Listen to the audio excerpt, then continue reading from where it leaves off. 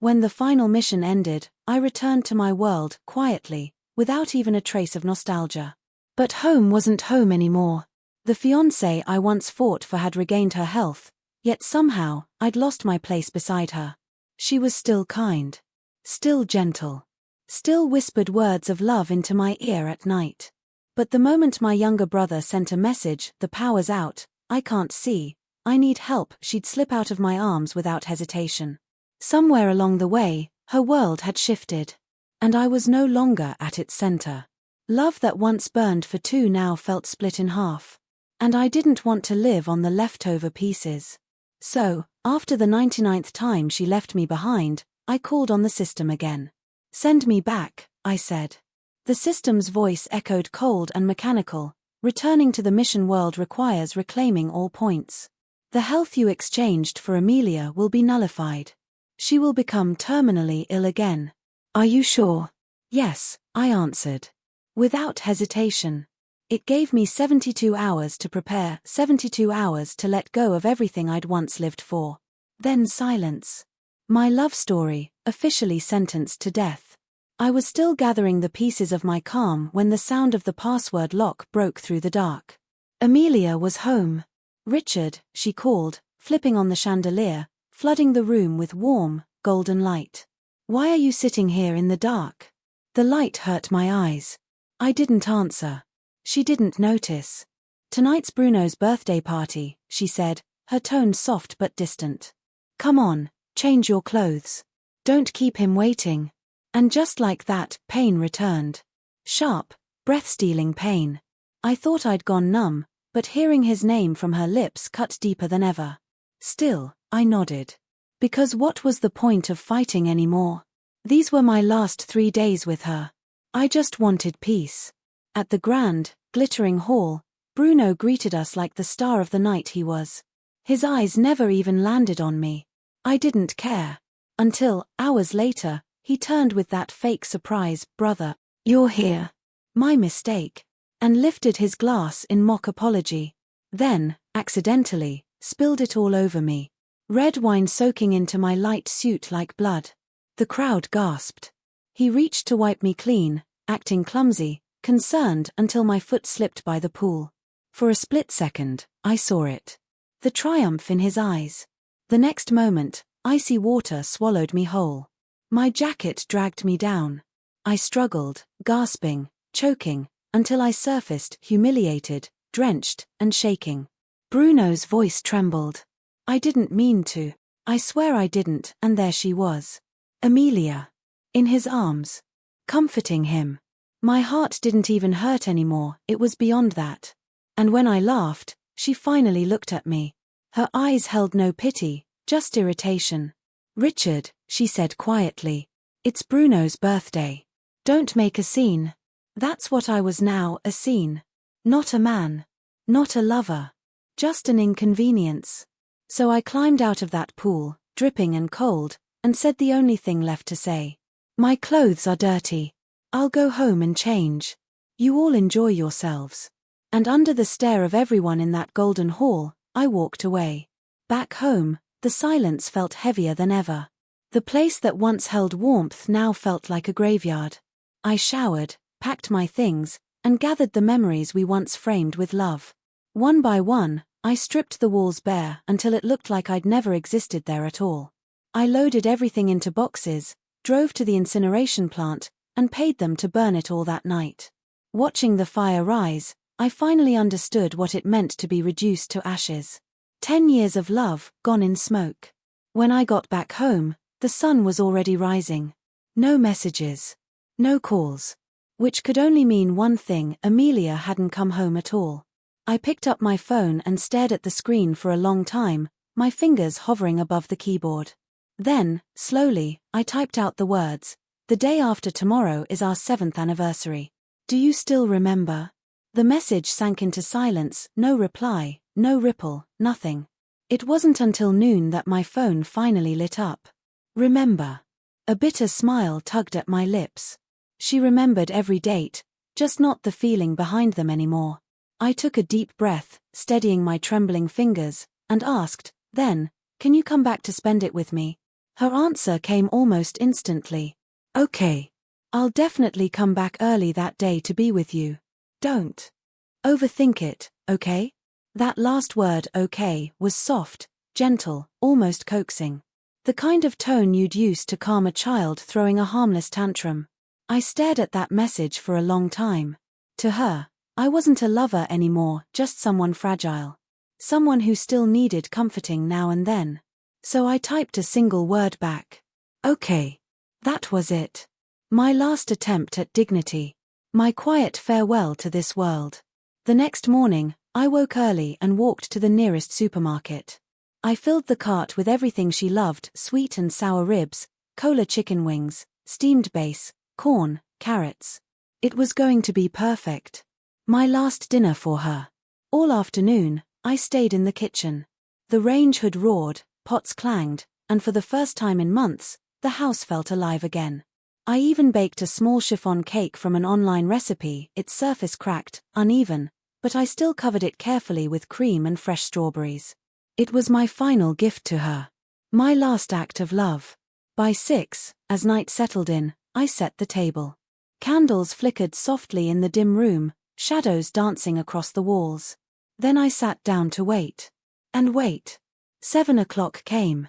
The dishes began to cool, so I reheated them. 8. The soup turned cold. I didn't bother this time. 9. The candle had melted into a pool of red wax, like blood, like tears. 10 o'clock. My heart, like the food, had gone cold.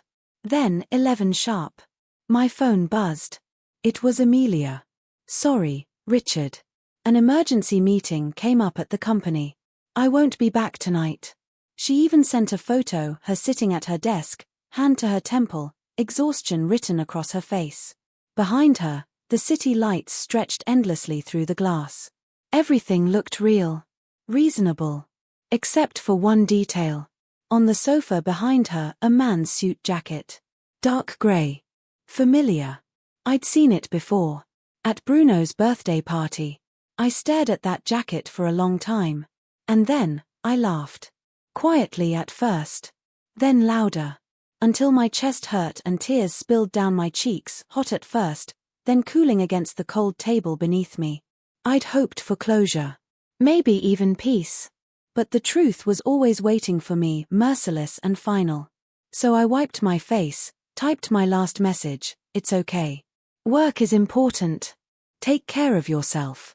I didn't look back at the cold meal. Or the home that used to be ours. When I closed the door behind me, it was quiet, too quiet. Outside, the wind was sharp against my face as the taxi rolled through the sleeping city. Then the system's voice came again, hollow and calm. Host, 1 hour remaining in the preparation period. The return program will initiate immediately upon the cessation of your vital signs. Got it, I whispered. The car stopped in front of Moo Group's tower. I walked in, unnoticed, and climbed all the way to the rooftop. When I pushed open the iron door, the night wind slammed into me, fierce and cold. My hair whipped across my face as I stepped forward, toward the edge. Below me, the city lights blurred into a river of stars, brilliant, beautiful, and far away. I waited, matching my heartbeat to the countdown echoing in my mind. 3, 2, 1. I closed my eyes and leapt. The world roared past me, wind screaming in my ears. And for the first time in a long while I felt weightless. Free. As I fell past the glittering office windows, I saw them. 2 bodies intertwined. And then I saw her. Amelia. She must have sensed something, because her face froze. She turned, eyes wide, and in that split second, our gazes met. Through the glass. Through the night. Her expression changed from pleasure, to shock, to horror. And then, nothing. Just the sound of the wind. And silence. I hit the ground hard. Cold concrete rushed up to meet me, the impact echoing through the empty street like a muted explosion. For a moment, the pain didn't even register, only a strange, quiet sense of release, as if the weight I'd been carrying for years had finally lifted. Somewhere in the distance, I could faintly hear the sound of bones breaking, mine. And just before the darkness took me, I saw her. Amelia. She burst through the revolving doors like someone who'd lost all sense of control. Her hair, usually perfect, was a mess, her shirt half undone, her face twisted in panic. The woman who'd always been composed, untouchable, was now running toward me, barefoot in her fear, eyes wide with a kind of horror that only comes when your world collapses right in front of you. And then, over it all, came that voice, cold, mechanical, almost serene. Host's vital signs ceased, return program initiated, severing ties with this world. 10%. 50%. 100%. And just like that, I was gone. For Amelia, time stopped the moment she saw him fall. 1 second, he was standing there, her Richard, the man who had once smiled at her like she was his entire world. The next, he was tumbling through shattered glass, drifting downward like a broken kite. And in that final instant before he vanished, his eyes found hers. Calm. Gentle. Almost forgiving. The scream that tore from her throat didn't sound human. She shoved Bruno aside, ran through the hallway, ignoring the shocked faces around her. The elevator was too slow.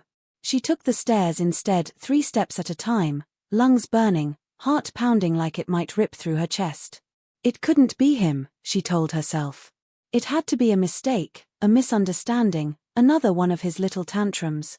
But when she burst out the front doors and saw the blood spreading across the pavement like spilled roses, every lie she told herself shattered.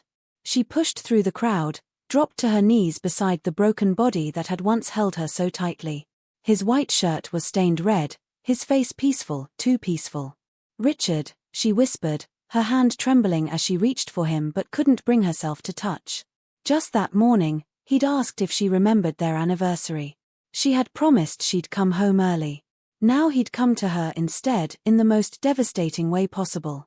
And when the realization hit that while he was falling, she had been in another man's arms, Amelia's mind fractured.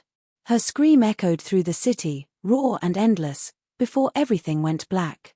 When she opened her eyes again, she was in a hospital bed. The sterile white lights. The sting of disinfectant. A needle in her hand. She ripped it out and stumbled to her feet, shouting his name, hoarse, desperate. "Where's Richard?" The nurses hesitated. One of them opened her mouth, but couldn't say it. Then her assistant arrived, his face pale. "President, his body has been taken to the funeral home." Funeral home.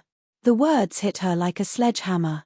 Her knees buckled, but she forced herself upright. "Prepare the car," she ordered, voice flat, empty. She didn't believe it. She refused to believe it. He was waiting for her, she thought. At home.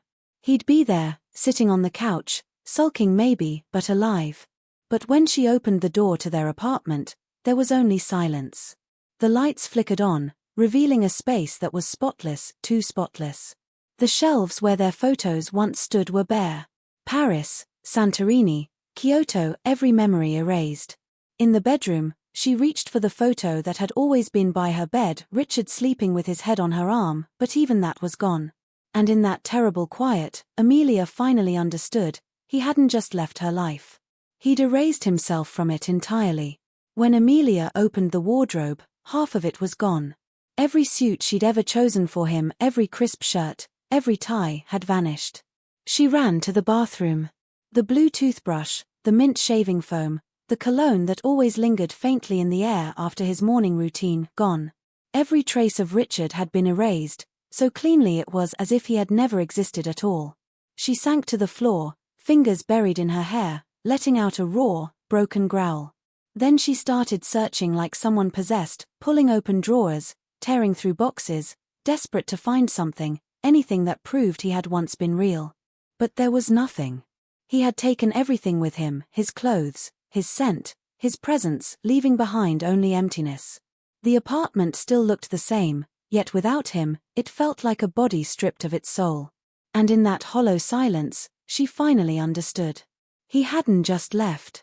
He had erased himself from her world. Memories came crashing over her like waves.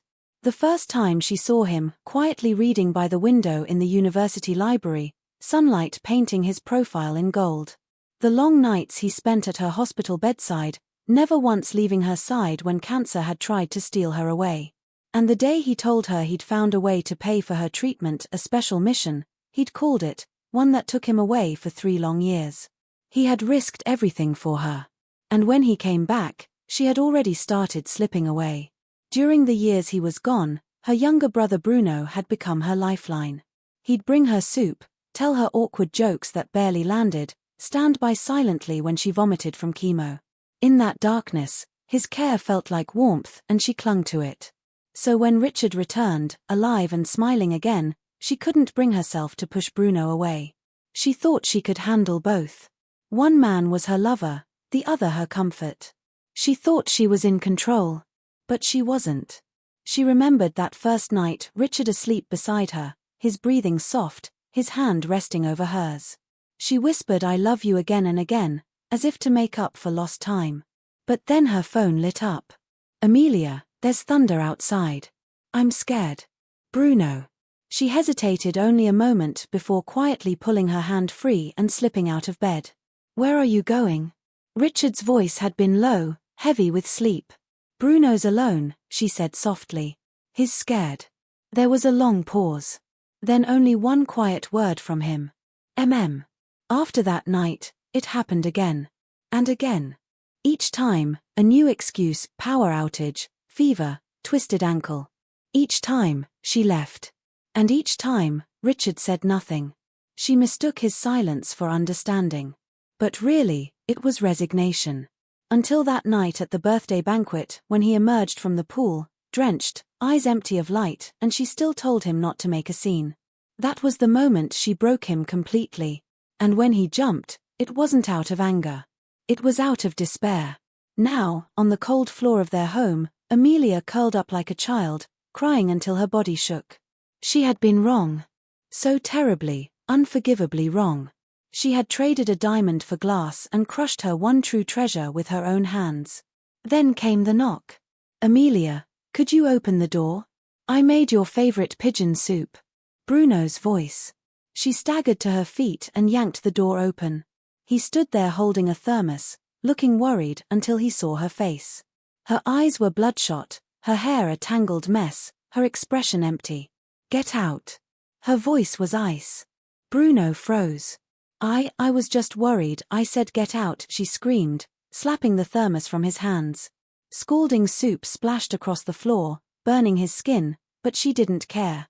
"If it weren't for you," she cried, her voice cracking, "if it weren't for your pitiful begging, how would Richard, how would he?" The rest dissolved into sobs. Every time she looked at Bruno, she saw Richard's lifeless eyes, calm and distant as he fell. "It wasn't my fault," Bruno cried. "Your husband, he couldn't take it anymore." "Get out," she shouted, pointing toward the elevator, her whole body trembling. "From now on, don't ever appear in front of me again. Because if you do, I don't know what I might do." The madness in her eyes made Bruno step back. Then he turned and fled down the hallway, tears streaming. Amelia shut the door, pressed her back against it, and slid down until she was sitting on the floor again, alone, in silence. Days later, she gave Richard the grandest funeral anyone had ever seen. But no amount of flowers or eulogies could fill the emptiness he left behind. The entire city's media showed up that day. On giant electronic billboards, his most striking photos played in endless loops, smiling, alive, untouchable. But when it came to the people who actually came to mourn him, there were so few.